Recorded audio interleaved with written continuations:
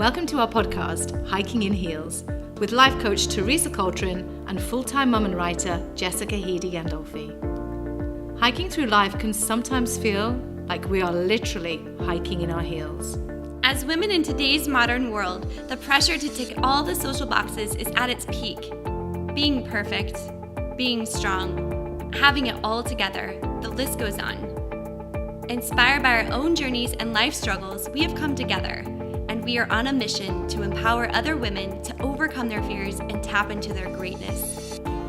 With special guests and our own personal stories, our aim is to bring light and healing to inspire you to take your life to the next level. As Coco Chanel once said, keep your head, heels, and standards high. We invite you to kick off your heels, relax, and enjoy the show. And life is meant to be joyful, a productive journey, not a painful pilgrimage based on enduring sadness or suffering. We don't win any medals for enduring suffering. Welcome back to episode 8. Today's guest is a huge beacon of light in the world. Proudly calling herself a detangling coach, Lisa Silvera is a radically optimistic life coach, a light seeker, keen listener, wing woman, and an emotional guide. She is Big Apple born and bred, Boston educated, and LA based. A 30-plus year marketing, PR, and communications guru with industry-recognized successes achieved in integrated and strategic marketing, product development, fashion and style, film and TV production, and publishing.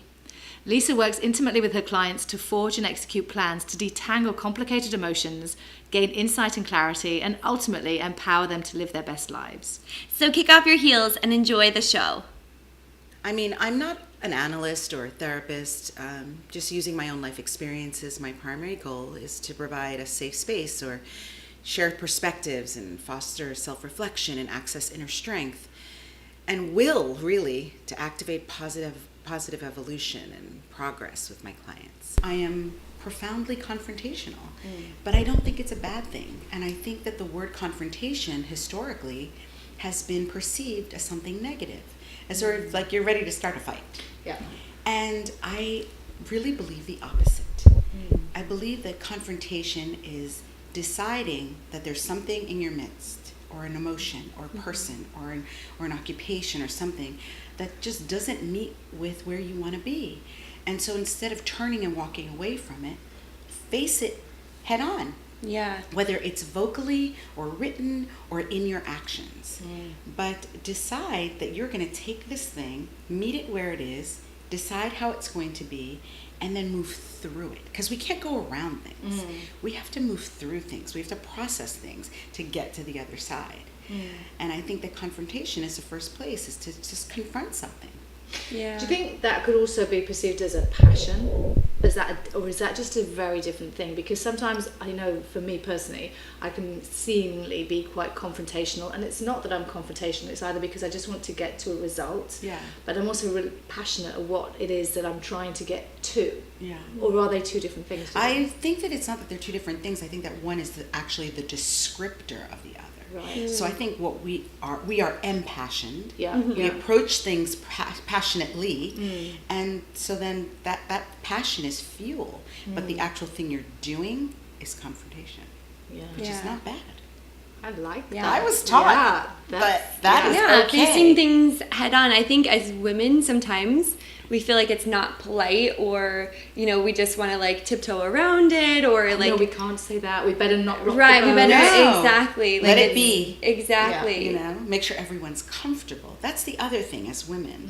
We have been sort of trained that it's our job to make the rest of the room feel good, right? Almost like we're life hostesses. Right. We're like, is everyone good? Right, yeah. Are you good? Life hostess. I like that. Right. And so the idea is that is one of our talents, because as women, whether it be maternal or just as a caregiver or just a compassionate person, that is a talent. That's one of our special powers, right?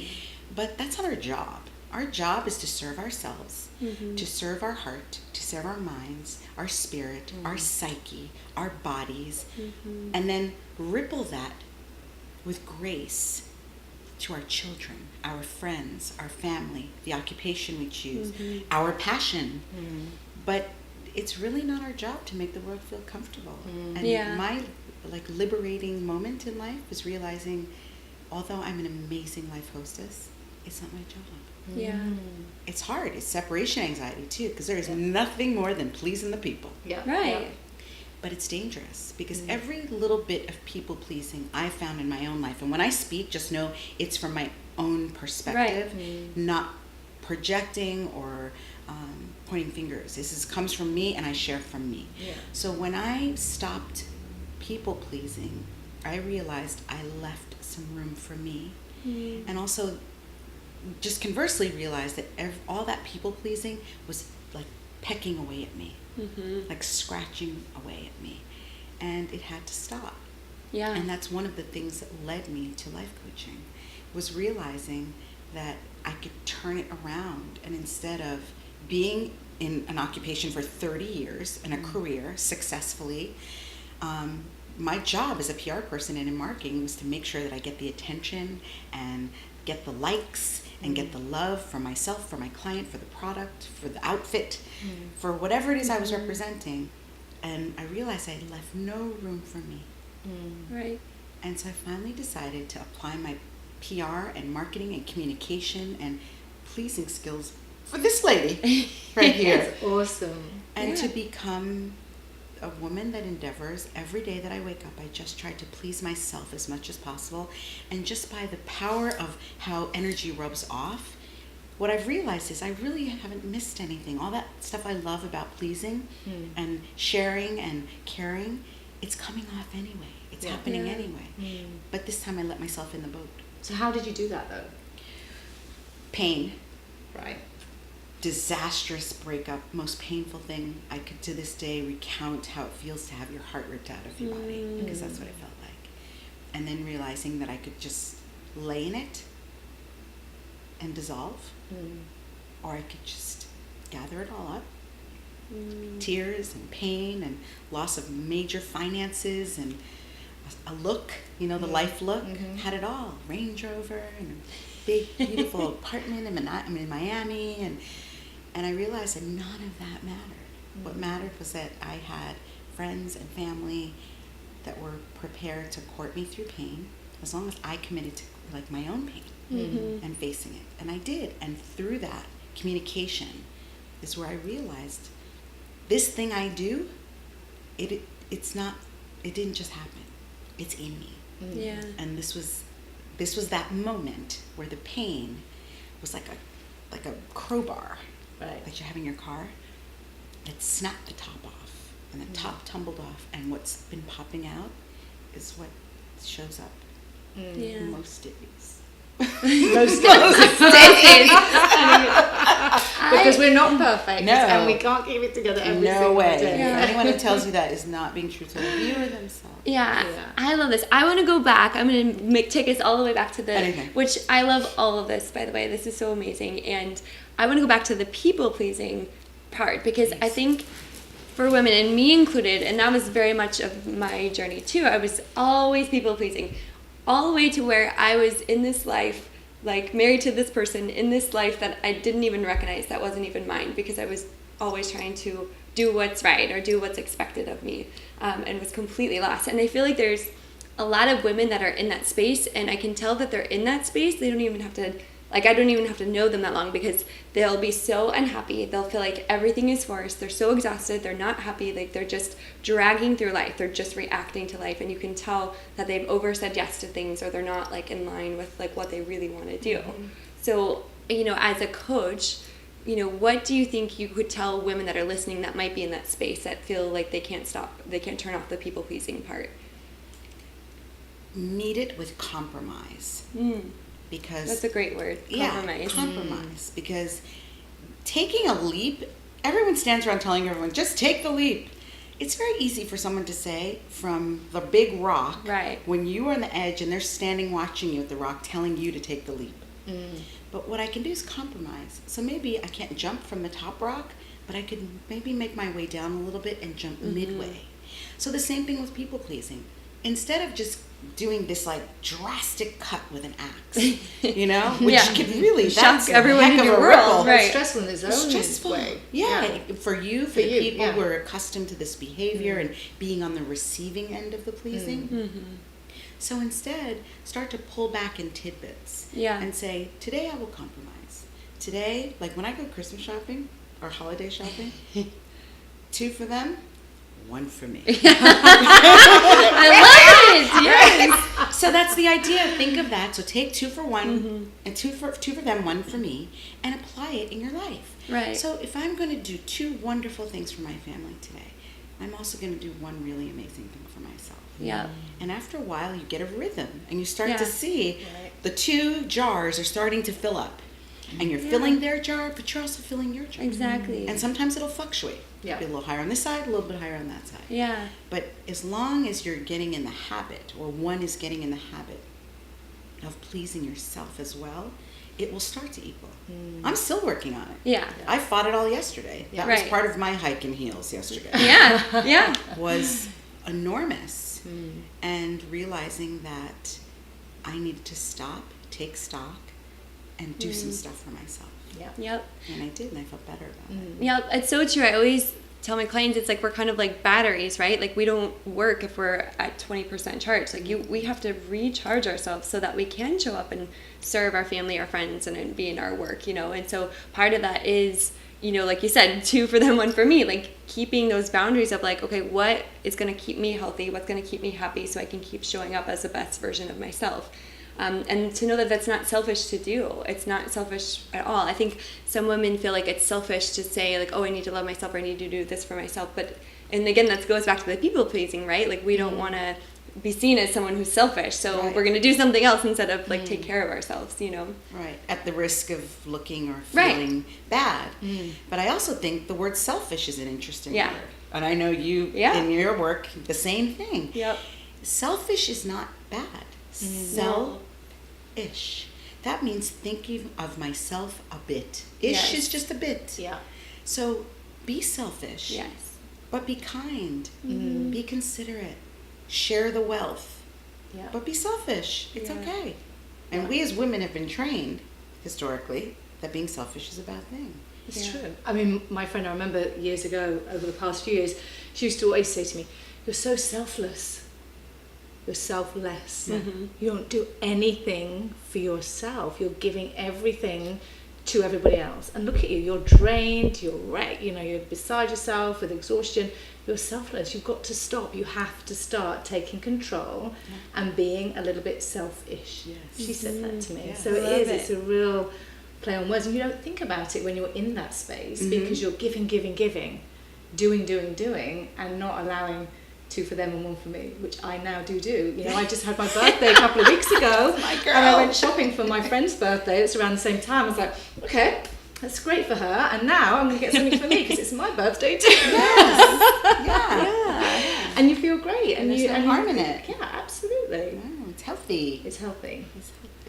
So, do you want to talk a bit about your brother? Yeah, I would love to. And all of that, because I think a lot of that helped you get to where you were probably as well. Absolutely. You know, I mean, I guess to give a little backstory, I was born in New York, and I had 2 other siblings. My brother has since passed away, and I know he's wreaking havoc in heaven and having a ball. But I have a sister. But my brother was born with very, very, very severe Down syndrome.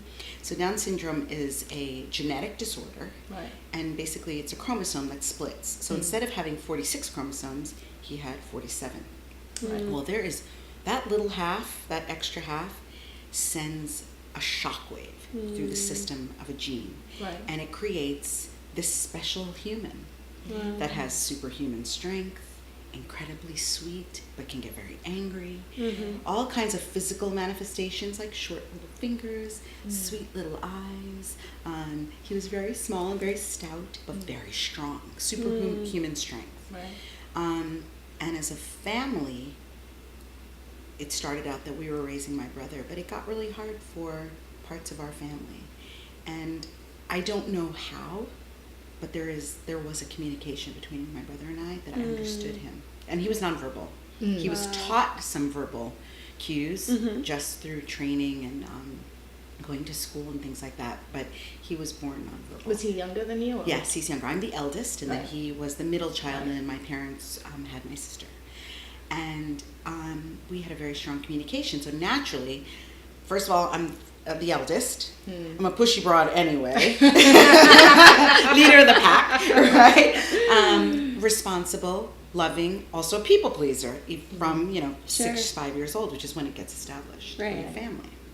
And so we had a very, very strong and caring relationship. And basically I led with my parents in rearing my brother.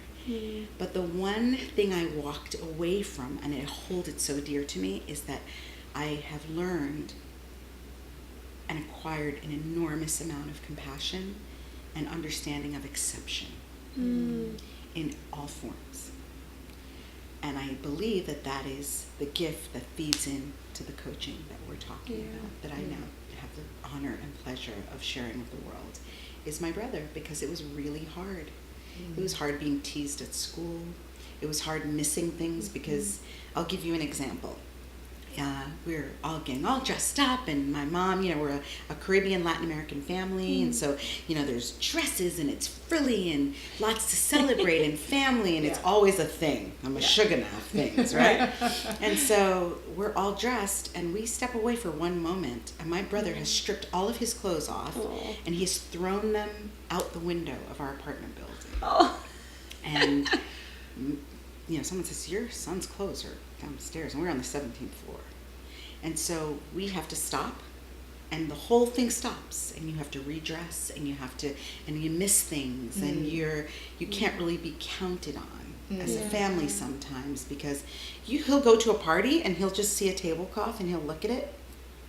And I knew the eyes. I saw it. I was like, here it comes. I don't know what it's going to be, but I'd be ready. It's the first thing you do is you take out your earrings, because when he's pulling anything. Wow. He would go over to a tablecloth and just rip the tablecloth. And for kids, we think it's funny. Right. But for my parents, it's mortifying. Yeah, sure. Yeah. So back to the understanding, compassion, and acceptance, I began to realize that he was just really special. And he was sent here for a reason. And he is my greatest teacher still in his memory. He is my greatest advocate, and he was my model for understanding unconditionally that everyone has a story. Yeah. Everyone has something that fuels them, even if we don't know. We couldn't tell what it was. Right. It's genetic. We don't know what's in his mind, and he's nonverbal, so he can't tell us I'm in pain. He can't say he's feeling sadness. But just learning the habits through him of being compassionate and kind and accepting what someone puts in front of you as that could just be their best. And that's what I've tried to walk with, and that's what sort of fuels me now, is that I'm trying to understand. So that was your kind of driving force behind leaving, your marketing PR, your incredibly successful 30 years in that industry, and becoming a happiness coach. How would you define yourself? Do you call yourself a happiness coach? I call myself a detangler. I love, that's what we were talking about. We love the detangle piece. Yeah, I'm a detangler. So essentially, and again, I am not a therapist. Yeah. I am not an analyst. Yeah. Naturally, because of PR and marketing, you take psychology classes, because that's part of the work that you do. So thank you for that, Emerson College. But what it helps you to understand is that there are special sort of powers that you get from like psychology and from that kind of thing. And so what I did was take all of those things that I learned and realize that those communication skills were applicable, but I wanted to apply them to people, because people, that's my passion. Yeah, people. Like, it's so ridiculous in this day and age to go, imagine walking in somewhere right now and it's like, I'm a people person. You gotta go. But silently, when it's just the three of us, I'm a people person. Yeah. I love being around people. I love exchanges. I love hearing people's stories. I love being parts of solutions. I love just sitting still with someone, just listening to them and giving them a place and holding space for them, so that they can either just be joyful and share all of the joy, or just melt down on the sofa and let it all out. I love to hold that space because it's been held for me, and I know what that feels like. Yeah. Yeah. So yes, that was the proponent and the fuel and the propeller for me jumping into this head first. And I think it's only fairly recent, because when I first met you, which was only not even 3 years ago, you were doing all the marketing. Deep in PR, weren't you? You yeah. were really big into Big that. clients. And so it's only been a fairly recent shift. my anniversary is May of 2018 when I launched my site. Amazing. So really, So I'm like a year and a half into it. Yeah. But the fun part is, and this is what my mom said to me, she said, well, I get it about the website and everything, but I have to tell you, you've been doing this your whole life. If you could have seen yourself holding court in the backyard around, we had this little baby pool that my brother used to love to play in. Yeah. She said, you should have seen yourself holding court with the kids and telling them how it should be and how this would be so much better if we did this and let's try this. And you look sad. Why are you sad? Yeah. Look how much fun we're having. Confronting it. Yeah. Without realizing Not at the even time. realizing that was what it was. So, yeah, it's only been a short while, and I am so grateful. Yeah. Everyone from universe down to my latest client, every single person along the way and situation has helped me to form this. There's no answer to it. There's no turnkey. There's no magic pellet. It's just a bulk of experiences, an awareness, faith, and letting things happen. That was the other thing about marketing and PR, which was dangerous for me. You're always on the get. Chasing, making it happen. I got to go make this happen. Listen to our language. Right. Yeah. Got to go make it happen. And what I've been learning is that you can't make everything happen. Right. You have to let. And you have to trust, and you have to have faith, and open up your palms some days when you don't have the answers and say, okay, I'm just going to sit. I'm going to see what comes up. Maybe the next phone call, maybe something I read, maybe a podcast. Something is going to spark an interest in me, or an excitement, or an further understanding. And then you move from that place. So the letting has been my biggest lesson. Yeah. Because I was a New York City girl hitting the pavement, lived in Times Square, in a studio apartment, and just raging. If I had an appointment, and if the subway wasn't going to be fast enough, and if a bicycle wasn't fast enough, I would just run there. But I'm not going to be late. You don't keep anyone at Vogue waiting. Right. Yeah. If you're going to do a desk side, you be there. Yeah. With the makeup, ready to go, and prepared. So that's sort of a reversal for me, is to put the brakes on and just let. I really love that you're saying that, because I think as entrepreneurs, that's something different, right? If you're someone who is in corporate, you're used to everything being black and white. You know exactly what to do at exactly what time. And then when you are creating your own business, you don't really know. There is no black and white. There isn't an exact time.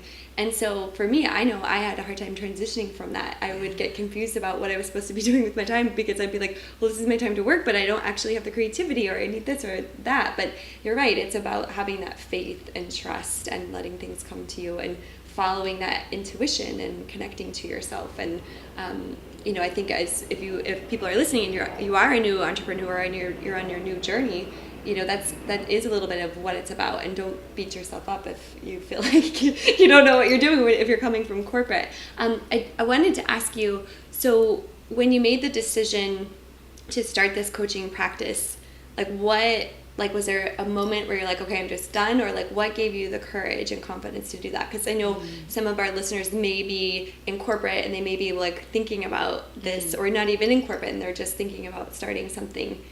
What would you tell them that would, I would tell them that one of the most, my deciding factor was I looked around at my existence. I looked at my things. I looked at my travel. I looked at the man that I was in love with. I looked at all the things surrounding me, and I said, is this it? Is it enough? Is that doing that job every day enough? Is this the full expression of Lisa at her greatest and her finest? Now, I'm not there yet.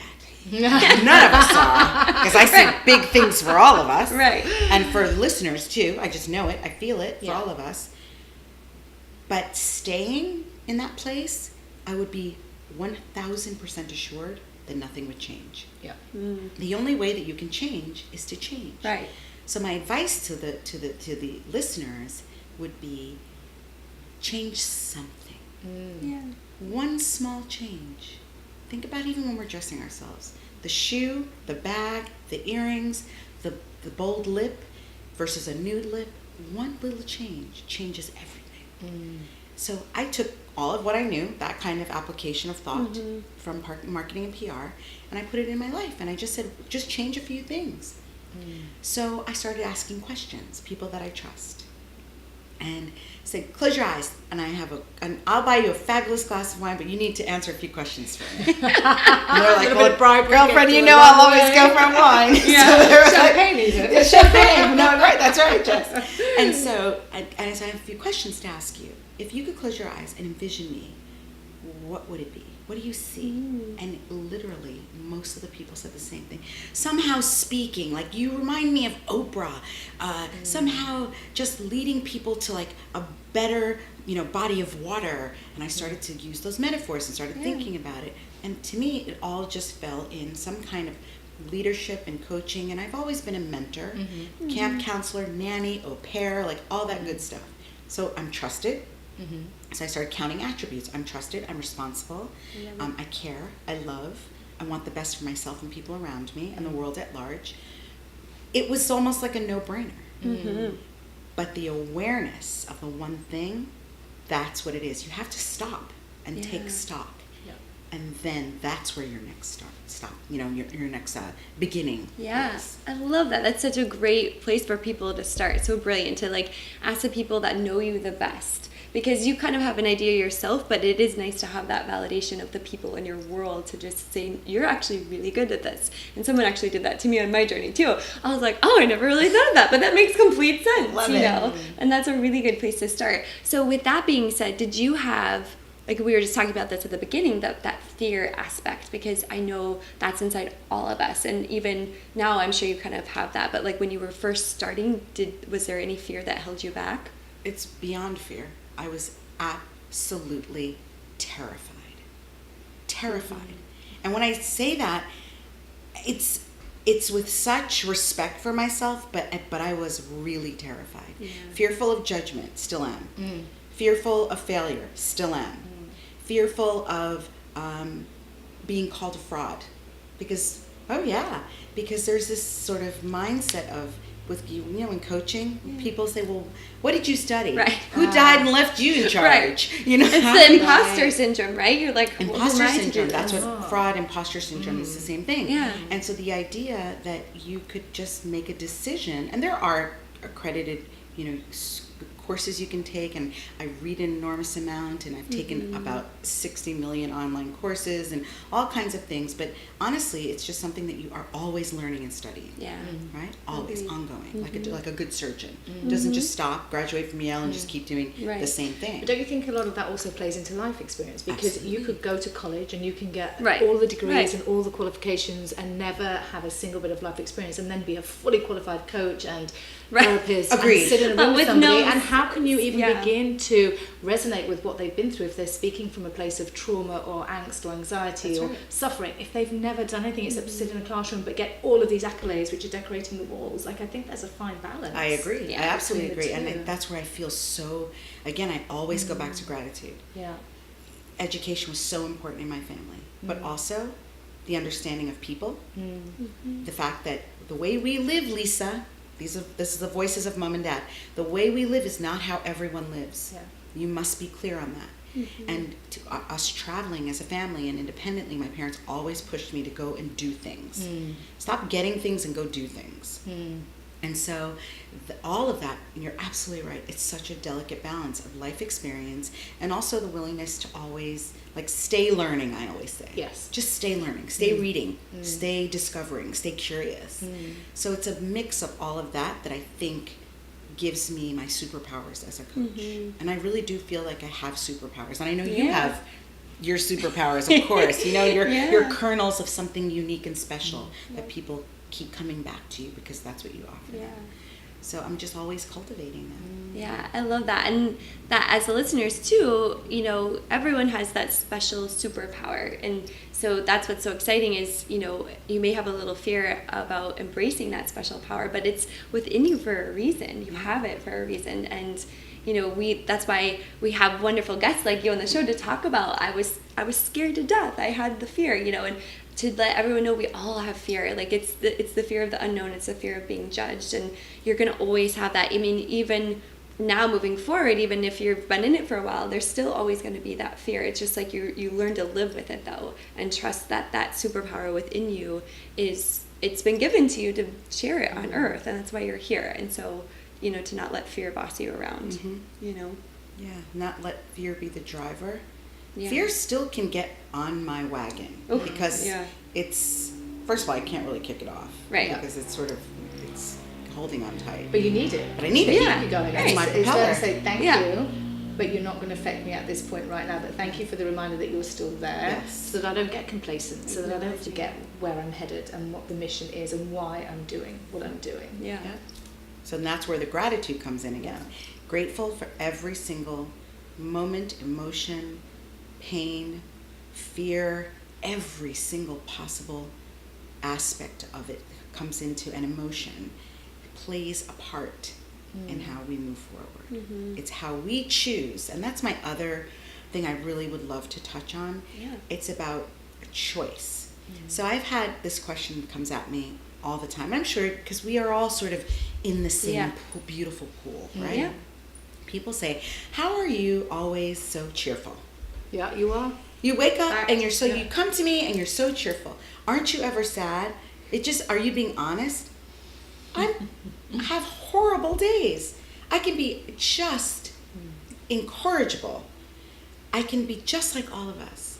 But the thing that's different about, I think, light seers and light seekers and coaches and people that have made it their life's work is that we get up every day and we make a choice.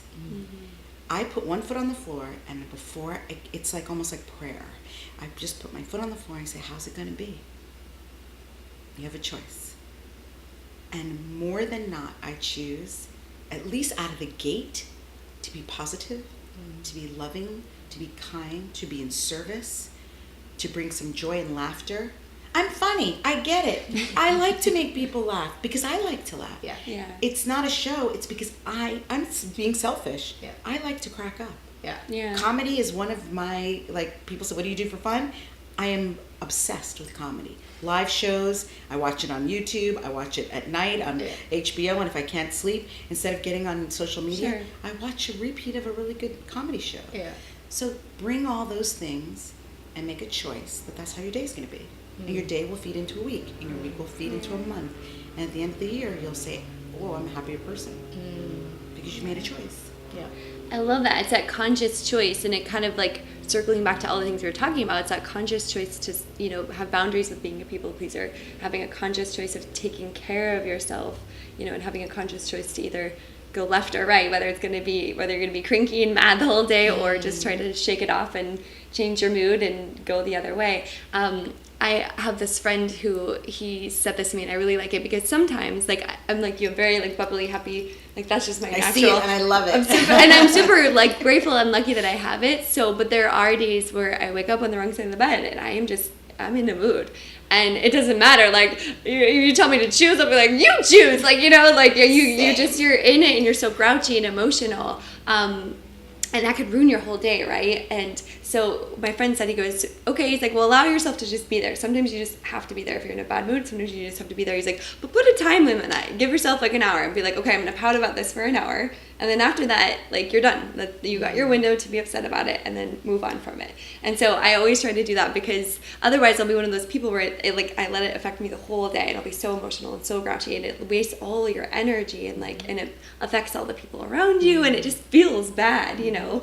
And it feels like a waste of time. It does. Because we can't get back to No, you can't. You can't. And it's too short. And so I love how you say, like, you know, it comes back to the gratitude. Like, you know, shift your mind to gratitude. Like, what are you grateful for? Like, kind of just changing the channel in your brain if you wake up in that space. Like, you know, and then if you can't, I always tell people, I'm like, just dance. Sometimes I put on music and I just like dance it off. Like, you feel better. Like, and I'll just like turn up really loud. I'm like, oh, I'm mad, but I'm just gonna like, and or like you said, like watch the comedy or like something that shifts the channel. Like, I don't know, but find your outlet. I love the dancing thing too. Are you all familiar with a man named Michael Franti? no. Okay, he's a yogi and he's in a band called Spearhead. Cool. Okay, he's amazing. And I just this morning, because I love his everything, his platform's wonderful, his music's great, his yoga's amazing, he does these great retreats. And today someone asked a question on his IG story. I need some ways to shake off a bad mood. And that was his number one answer. He said, was the first thing you do is crank a tune that has made you feel good and dance the whole song. Commit to the whole song, start to finish, all by yourself, wherever you are, dance it out. Yeah. And it's funny because I do the same thing. Or in the shower, just get a tune and who's getting... Right. I'm not getting judged. I still get the soap. Right. Right? No one's taking the soap if I don't sing a great song. I get the soap.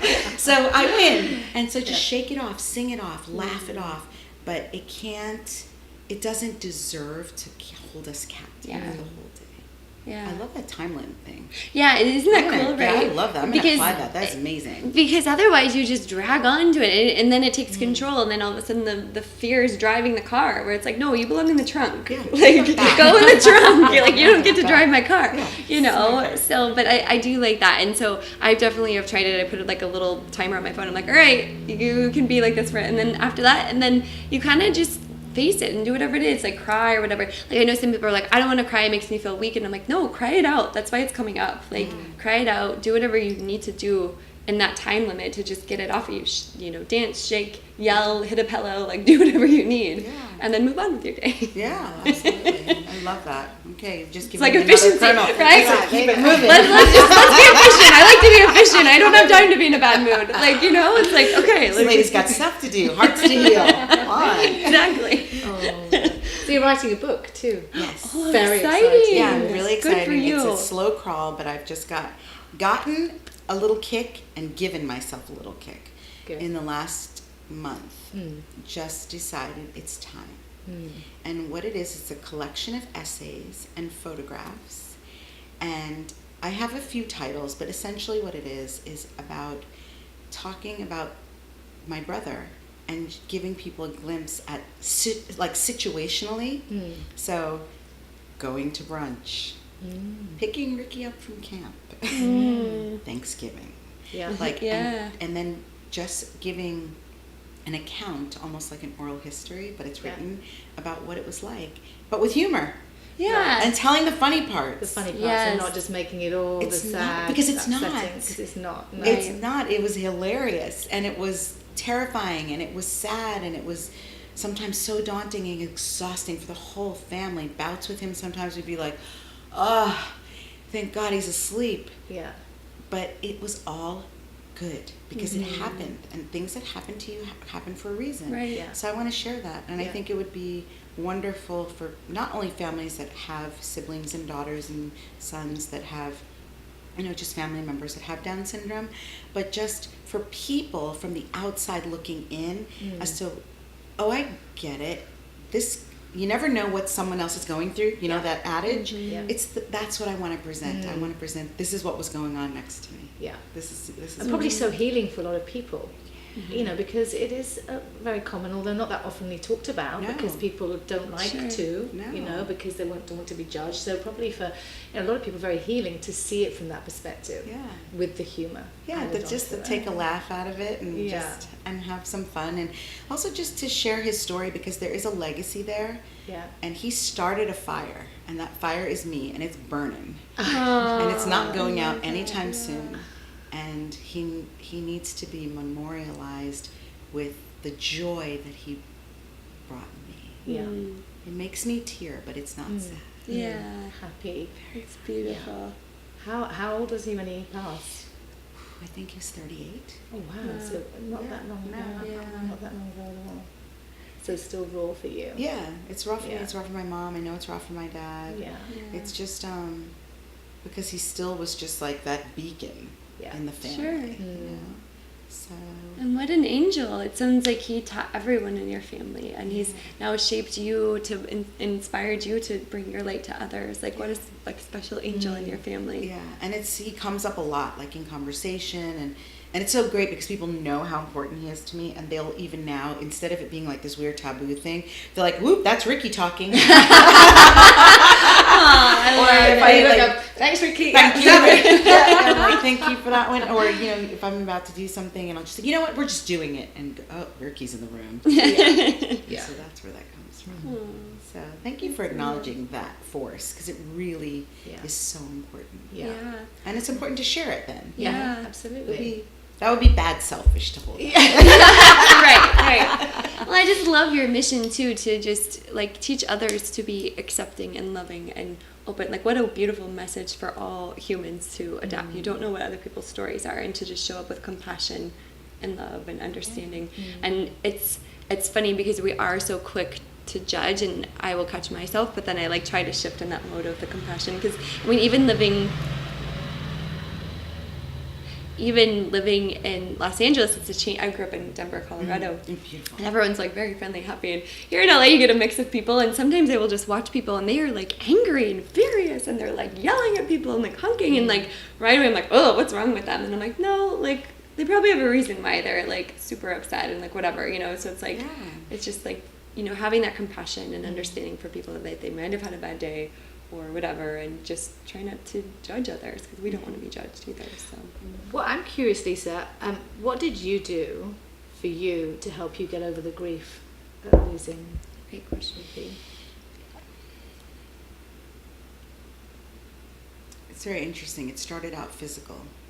I threw myself back into exercise. I was a dancer, and I ran track and played tennis, downhill skied, like did all of it. Very active, because my dad's really active. And then for a moment, marketing and PR arrested my energy. And I still did it, but it wasn't like I didn't do it passionately. Then I threw myself back into exertion and yoga and cycling and rollerblading in New York and just lots of things to keep the body moving. And then I started reading, but like reading just furiously.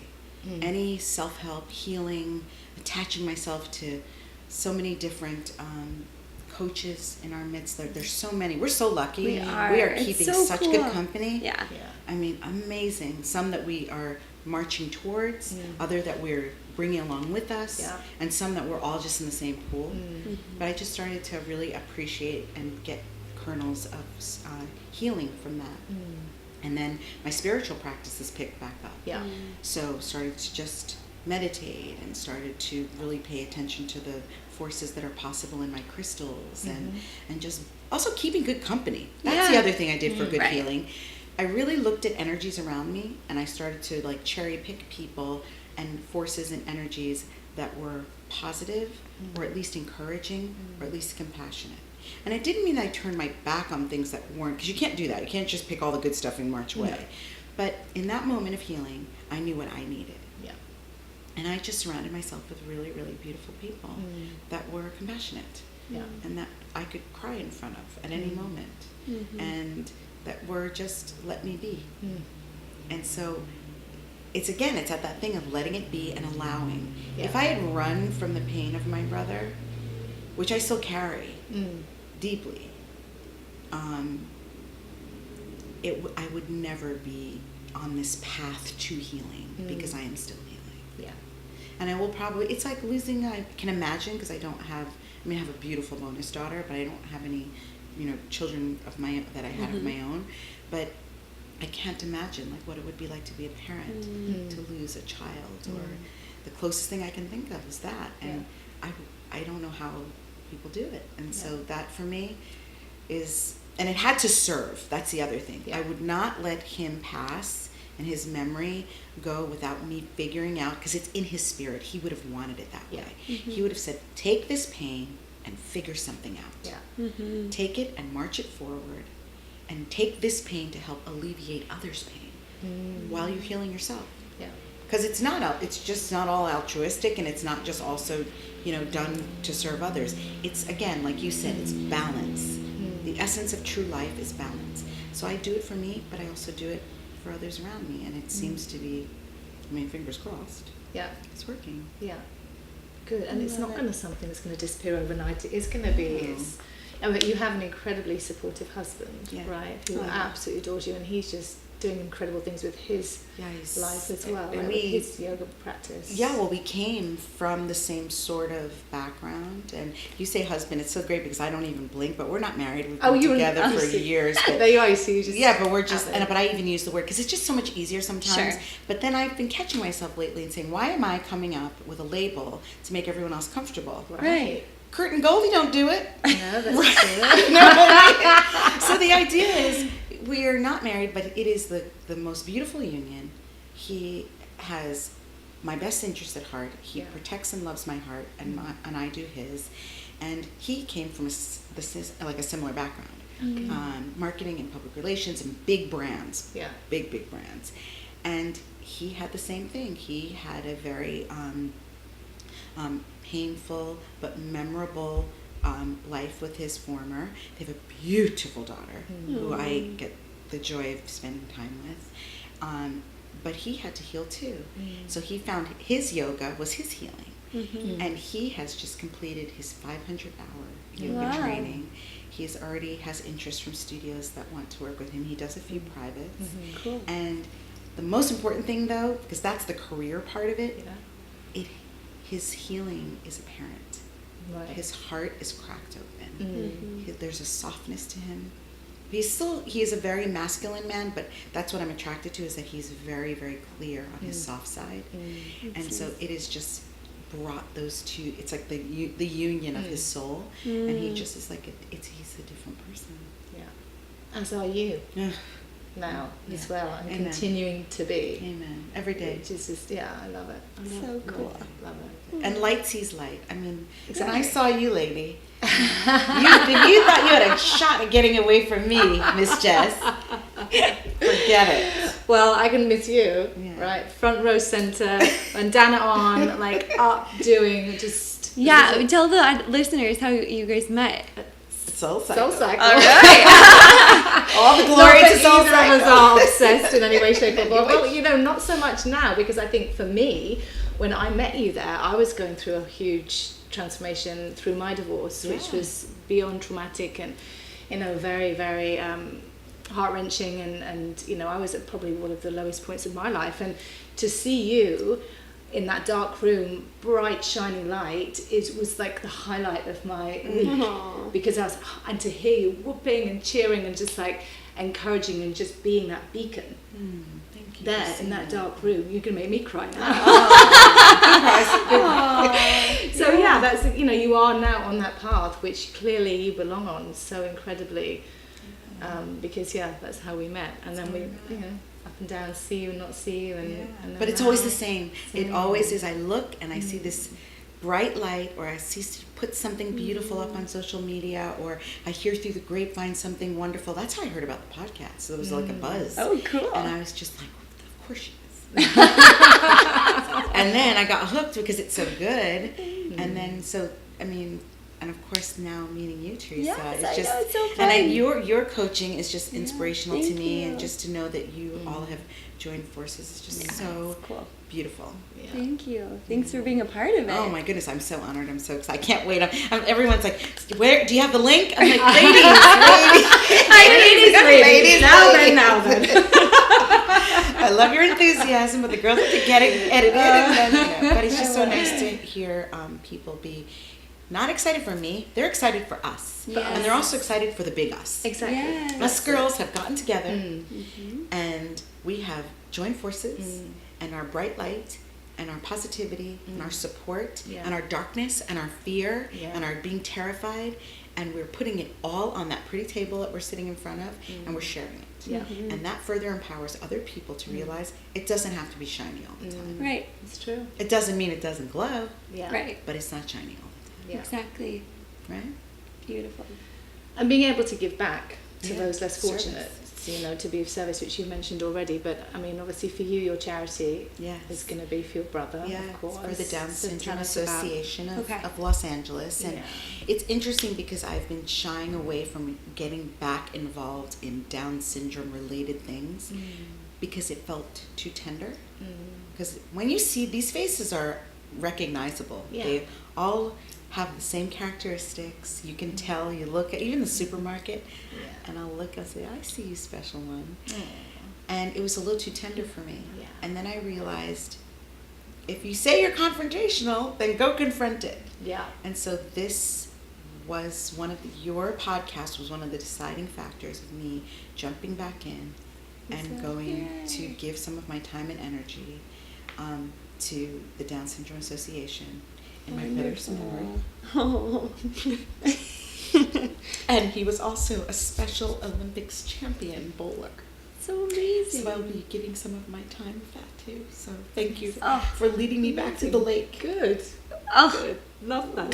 so happy to hear. We're all in tears. Look at So wonderful, but beautiful, and that's exactly Yeah. it. That's why we want to connect and lift each other up and share all of this wonderful light that we all have and are here to do. Oh, my sweet friends. So My wonderful. Sweet friends. So. Oh, well, thank you so much. This has been so beautiful. So with your coaching, Yes. because I'm sure just listening to you, people are going to be like, I need this woman in my life. Yes, yes. Welcome. And I promise I don't always cry. No, that's good. Oh my God, I cry all the time. And it's like, oh, Mommy, are you crying again? Sounds like our house. At Ed Sheeran concert on Saturday night. Are you crying? Yes. It's good. It's good to cry. But so your website, of course, we're going to post on the link for the show. So just get detangled. Get .com. detangled, and we all need that in our lives. And then what I would love to offer too, because Great. you all have given me an incredible opportunity, but I would love if any of the listeners would like to go to the website, you go under contact, make contact, and I would love to give each of the listeners 30 minutes of my time Perfect. no strings, because I think that the world's filled with strings, and I really feel that the way that you do business, or the way I do business, I'll put it that way, I'm going to own this, is that I like to give, because ultimately, no matter what, you're always getting something, there's an exchange, whether it be a story or an energy or just another boost for both people. There's a receiving end for everything. Just give them a moment to share or to assess, or if they feel that they want, because taking the jump into coaching is hard. People think, what is this? And this is scary. And it doesn't have to be. It's a conversation. Let's have a conversation. And that's interesting because I know we have a lot of listeners in the UK and in Australia, New Zealand as well. And so that could, and presume could be open to them. But for me, it's quite funny because I have so many of my friends, when I talk about living here in LA for the last 10 years and I speak to my girlfriends back home, they're like, therapy, coaching, no way, possibly ever talk about it. I'm like, you need it. You need to have a conversation with somebody. They're telling me this is happening and that's happening and I don't know how to cope and I'm at the end of my tether. I'm like, why don't you just go speak to somebody? No, couldn't possibly, with the stiff upper lip and it's just not something they do. But just to have a conversation. Just to chat. With someone that's not related or connected or not judgmental in any way, shape or form, I think is a whole different experience. Yeah, and modern technology has helped. I mean, I have clients in Miami, in New York, one in Dallas, and then some here in LA. And some, they like to meet face to face when time allows, no problem. Yeah. But most of the time it's via Google Hangout or Skype or even FaceTime or just chatting on the phone. Yeah. And I give assignments and there's mindfulness. Like, I'd love to share one thing that I'd love for the audience to take away. Yeah. So I have this practice with Post-its, and I have these Post-its printed up that just say happiness is a practice. Because it is. It's like yoga, it's like meditation, it's like Soul Cycle. To be good, to get good, you gotta ride. Exactly. Right? Yeah. So the idea is that take a pack of Post-its and a really good, fresh, stinky Sharpie. Good one, new one. And write down some really incredible things about yourself. Yes. And wallpaper your mirror, your bathroom, any place that you are forced to look at, your dashboard in your car. And just look at those things and remember those things. and remind yourself of those attributes every day. And those things help to shift. This morning, I was nervous because I wanted to make sure that I didn't disappoint myself, didn't disappoint you, didn't disappoint the listeners, the audience. Yeah. And so I just put up some Post-its, reminded myself of all the things all of my strengths, celebrated the weaknesses, but went with the strengths. Yeah. I went with the Beautiful. I went with the strengths. Good choice. And when I put on a good lip, And a gorgeous dress. Thank you. Yes, you look Absolutely fabulous. stunning. thank you, and put my foot forward and walked away. So do that. And then the takeaway is remind yourself of all those beautiful things that you want. Yes. Yeah, we have to. Yeah. Yes. Beautiful. Lisa, it's been an Yes. absolute pleasure and Thank honour. you. Just incredible just to sit with you. Thank and you just to both. hear you share your story, your vulnerabilities, your tips, your goddess energy and light. Amazing. Yes, thank you. And you two both, please keep soaring. That's my hashtag, keep soaring. Keep soaring. It's a good one. Just keep Hashtag soaring. keep soaring. Keep soaring, because you all are doing such a beautiful service Thank you. to the world and to women. Really, thank you. Thank you so much. Love to meet you. Yay! Awesome. Well, those of you who are listening, you can follow us on Instagram at Hiking in Heels. Also, if you have a moment and you're loving all of our episodes, please leave us a review. It helps us get out there and share this light and our beautiful guests with everyone. We also have our website, which will have more details about Lisa, including the show notes as well. So thanks for listening. Thank you. Thank you. Thank you.